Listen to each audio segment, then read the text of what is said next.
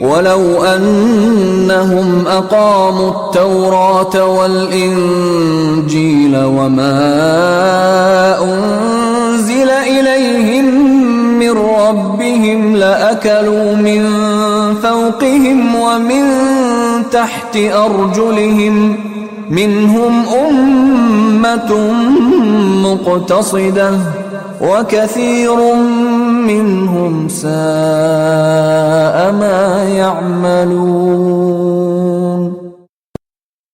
കഷ്ടം, തൗറാത്തും ഇഞ്ചീലും നാഥങ്കൽ നിന്ന് അവതരിച്ചു കിട്ടിയ ഇതര വേദങ്ങളും ഇക്കൂട്ടർ നിലനിർത്തിയിരുന്നെങ്കിൽ അവർക്കായി ആഹാരം മീതെ നിന്ന് വർഷിക്കുകയും കീഴെ നിന്ന് പ്രവഹിക്കുകയും ചെയ്യുമായിരുന്നു. അവരിൽ കുറച്ചാളുകൾ നേർവഴിക്ക് നടക്കുന്നവരുമുണ്ട്. എങ്കിലും അവരിൽ ബഹുഭൂരിപക്ഷം തികഞ്ഞ ദുർവൃത്തരാകുന്നു. തൗറാത്തും ഇഞ്ചീലും സ്ഥാപിക്കുക എന്നാൽ അവയെ ആത്മാർത്ഥമായും സത്യസന്ധമായും ജീവിത ഭരണഘടനയായി അംഗീകരിക്കുകയും നടപ്പിലാക്കുകയും ചെയ്യുക എന്ന് സാരം. ഇവിടെ ഒരു സംഗതി പ്രത്യേകം ഗ്രഹിച്ചിരിക്കേണ്ടതുണ്ട്. ഇന്നത്തെ ബൈബിളിൽ ജൂതരും ക്രിസ്ത്യാനികളുമായ എഴുത്തുകാർ സ്വന്തം വക എഴുതിപ്പിടിപ്പിച്ച വചനങ്ങളും ദൈവത്തിന്റെയോ ഈസ, മൂസ മുതലായ പ്രവാചകന്മാരുടെയോ അരുളപ്പാടുകളായി ഉദ്ധരിക്കപ്പെട്ട വചനങ്ങളും കൂടിക്കുഴഞ്ഞു കിടക്കുകയാണ്. പക്ഷേ രണ്ടാമതു പറഞ്ഞ ഭാഗം യഹോവയായ ദൈവം അരുളി ചെയ്തതെന്തെന്നാൽ എന്നോ ഇന്ന പ്രവാചകൻ പറഞ്ഞതെന്തെന്നാൽ എന്നോ ഉള്ള വാക്കുകൾ കൊണ്ട് വ്യക്തമാക്കിയിരിക്കുന്നു. ഈ ഭാഗത്തെ മാത്രം എടുത്തു പരിശോധിക്കുന്ന പക്ഷം വിശുദ്ധ ഖുർആൻ അവതരിപ്പിച്ച ആശയങ്ങളുമായി അതിന് വലിയ പൊരുത്തക്കേടൊന്നും കാണുകയില്ല. പരിഭാഷകന്മാരുടെയും പകർപ്പെഴുത്തുകാരുടെയും വ്യാഖ്യാതാക്കളുടെയും കൈകടത്തലിൽ നിന്നും ഉദ്ധരിക്കുന്നവരുടെ അബദ്ധങ്ങളിൽ നിന്നും അവ തികച്ചും സുരക്ഷിതമെന്ന് പറഞ്ഞുകൂടാ. എങ്കിലും പ്രസ്തുത ഭാഗത്ത് നിർമ്മലവും പരിശുദ്ധവുമായ തൗഹീദിലേക്കുള്ള ക്ഷണമാണുള്ളതെന്ന് ഒറ്റ നോട്ടത്തിൽ തന്നെ മനസ്സിലാക്കാവുന്നതാണ്. ഖുർആന്റെ ഏകദൈവത്വവും ഖുർആൻ ഉന്നയിച്ച ആദർശ വിശ്വാസങ്ങളും ജീവിതപാതയും തന്നെയാണ് അതും ചൂണ്ടിക്കാണിക്കുന്നത്. ജൂതരും ക്രിസ്ത്യാനികളും തങ്ങളുടെ വേദപുസ്തകങ്ങളിൽ ദൈവത്തിന്റെയും പ്രവാചകന്മാരുടെയും അരുളപ്പാടുകളായി ഉദ്ധരിക്കപ്പെട്ട ഭാഗം സത്യസന്ധമായും ആത്മാർത്ഥമായും അവലംബിക്കുന്ന പക്ഷം അന്ത്യപ്രവാചകനും വിശുദ്ധ ഖുർആനും കൊണ്ടുവന്നിരിക്കുന്ന മാർഗം അടിസ്ഥാനപരമായി മറ്റൊന്നല്ലെന്നും അവർക്ക് മനസ്സിലാക്കാമായിരുന്നു. മാത്രമല്ല, നേരത്തെ തങ്ങൾ ആചരിച്ചു വരുന്ന അതേ ദീനാണിതെന്ന് നിഷ്പ്രയാസം ബോധ്യപ്പെടുമായിരുന്നു. ആ നിലയ്ക്ക് അന്ത്യപ്രവാചകനെ പിന്തുടരുക വഴി ഒരു മതപരിവർത്തനത്തിന്റെയോ പുതിയ മതം സ്വീകരിക്കുന്നതിന്റെയോ പ്രശ്നമേ ഉത്ഭവിക്കുന്നില്ല. മറിച്ച് തങ്ങൾ അവലംബിച്ചു വരുന്ന മാർഗത്തിൽ തിരുമേനിയെ അനുഗമിച്ച് മുന്നോട്ടു പോവുക മാത്രമേ വേണ്ടിയിരുന്നുള്ളൂ. ഈ ശാസനം അവരുടെ ധിക്കാരവും നിഷേധവും വർദ്ധിക്കുമെന്ന് തീർച്ചയാക്കുന്നു എന്ന വാക്യത്തിലൂടെ ചൂണ്ടിക്കാണിക്കുന്നത് ഇതാണ്. വാക്ക് ശ്രദ്ധിച്ചു കേട്ട് ശാന്തമനസ്കരായി ചിന്തിച്ച് യാഥാർത്ഥ്യം ഗ്രഹിക്കുന്നതിന് പകരം അന്ധമായ വിരോധം മൂലം കൂടുതൽ കഠിനമായ എതിർപ്പിന് മുതിരുകയാണ് അവർ ചെയ്തത്.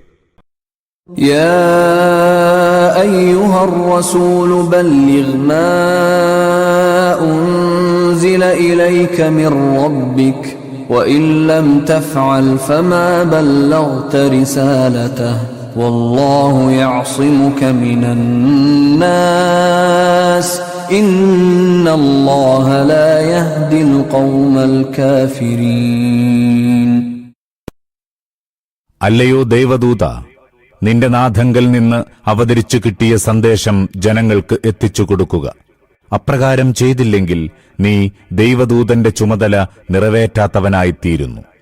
ജനത്തിന്റെ ദ്രോഹങ്ങളിൽ നിന്ന് നിന്നെ അല്ലാഹു രക്ഷിക്കുന്നതാകുന്നു. അല്ലാഹു നിനക്കെതിരെ സത്യനിഷേധികൾക്ക് ഒരിക്കലും വിജയമാർഗം കാണിച്ചു കൊടുക്കുകയില്ല. قل يا أهل الكتاب لستم على شيء حتى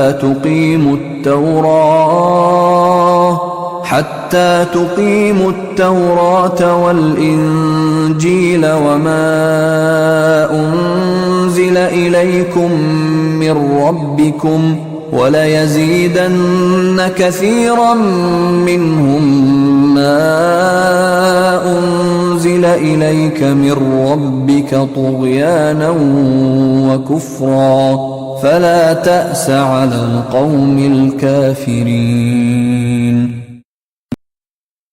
സ്പഷ്ടമായി പറഞ്ഞുകൊള്ളുക, അല്ലയോ വേദവാഹകരെ, നാഥങ്കൽ നിന്ന് നിങ്ങൾക്കായി അവതരിച്ചിട്ടുള്ള തൗറാത്തും ഇഞ്ചീലും ഇതര വേദങ്ങളും സ്ഥാപിക്കുവോളം നിങ്ങൾ ഒരു പ്രമാണത്തിന്മേലുമല്ല.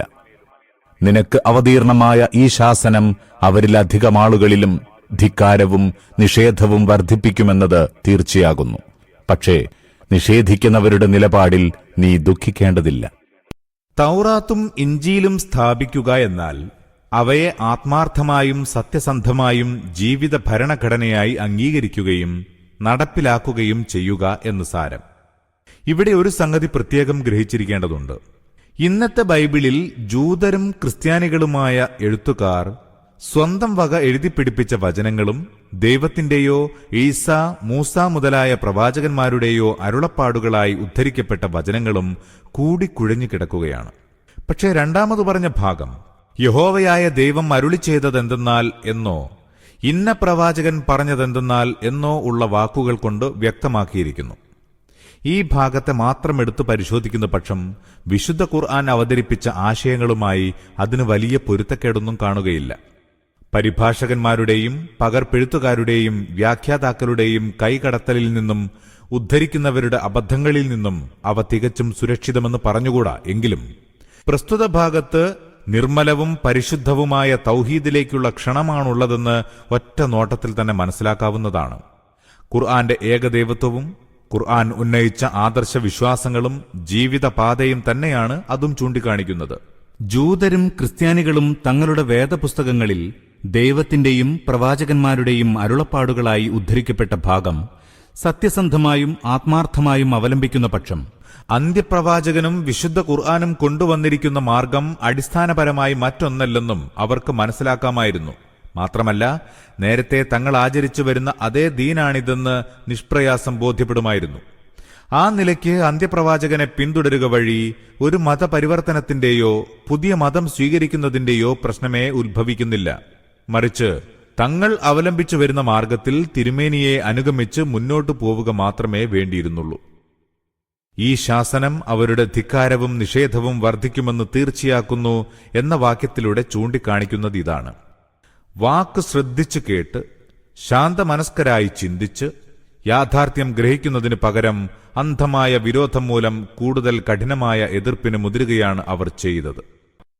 إن الذين آمنوا والذين هادوا والصابئون والنصارى من آمن بالله واليوم الآخر وعمل صالحا فلا خوف عليهم ولا هم يحزنون. ഉറപ്പായി അറിഞ്ഞുകൊള്ളുക, ഇവിടെ ആരുടെയും കുത്തകയൊന്നുമില്ല. മുസൽമാനോ ജൂതനോ സാബിയോ ക്രിസ്ത്യാനിയോ ആരാവട്ടെ, അല്ലാഹുവിലും അന്ത്യനാളിലും വിശ്വസിക്കുകയും സൽക്കർമ്മങ്ങൾ ആചരിക്കുകയും ചെയ്യുന്നുവെങ്കിൽ അവർ ഭയപ്പെടാനോ ദുഃഖിക്കാനോ സംഗതിയാകുന്നതല്ല. لقد أخذنا ميثاق بني إسرائيل وأرسلنا إليهم رسلا كلما جاءهم رسول بما لا تهوى أنفسهم فريقا كذبوا وفريقا يقتلون. ഇസ്രായേൽ മക്കളോട് നാം ദൃഢപ്രതിജ്ഞ വാങ്ങിയിട്ടുണ്ടായിരുന്നു. നിരവധി ദൈവദൂതന്മാരെ അവരിലേക്ക് നിയോഗിക്കുകയും ചെയ്തിരുന്നു. പക്ഷേ അവരുടെ ഇച്ഛകൾക്ക് വിരുദ്ധമായ സന്ദേശം ദൈവദൂതന്മാർ കൊണ്ടുവന്നപ്പോഴൊക്കെ അവർ ചിലരെ തള്ളിപ്പറയുകയും ചിലരെ വധിക്കുകയുമാണ് ചെയ്തത്. وحسبوا ألا تكون فتنة فعموا وصموا ثم تاب الله عليهم ثم عموا وصموا كثير منهم والله بصير بما يعملون. അതിനാൽ ഒരു കുഴപ്പവും ഉണ്ടാവില്ലെന്ന് അവർ ഭാവിക്കുകയും ചെയ്തു. അങ്ങനെ അവർ അന്ധരും ബധിരരുമായി തീർന്നു. പിന്നീട് അല്ലാഹു അവർക്ക് മാപ്പരുളി. പിന്നെയും അവരിൽ ഭൂരിപക്ഷം കൂടുതൽ അന്ധരും ബധിരരുമായി തീർന്നു. അവരുടെ ഈ ചെയ്തികളെല്ലാം അല്ലാഹു സസൂക്ഷ്മം വീക്ഷിച്ചുകൊണ്ടിരിക്കുകയാകുന്നു.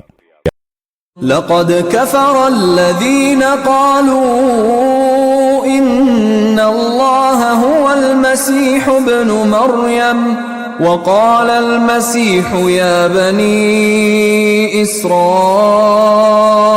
اعبدوا الله ربي وربكم إنه من يشرك بالله فقد حرم الله عليه الجنة ومأواه النار وما للظالمين من أنصار. മറിയമിന്റെ പുത്രൻ മസീഹ് ദൈവം തന്നെ എന്ന് വാദിച്ചവർ നിശ്ചയമായും സത്യത്തെ നിഷേധിച്ചിരിക്കുന്നു.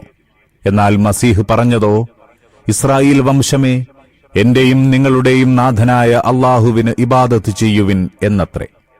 അല്ലാഹുവിന് പങ്കാളിയെ ആരോപിക്കുന്നവന് അല്ലാഹു സ്വർഗം നിരോധിച്ചിരിക്കുന്നു.